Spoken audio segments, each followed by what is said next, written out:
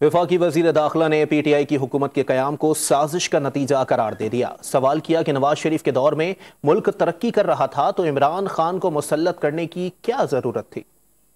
मुल्क जो है वो 6.2% के हिसाब से तरक्की कर रहा था, तो फिर क्या जरूरत थी इस फितने को जो है वो लाने की। इस फितने को लाने के लिए जो है वो बाकायदा साजिश की गई, बाकायदा 7 जजेस मिले।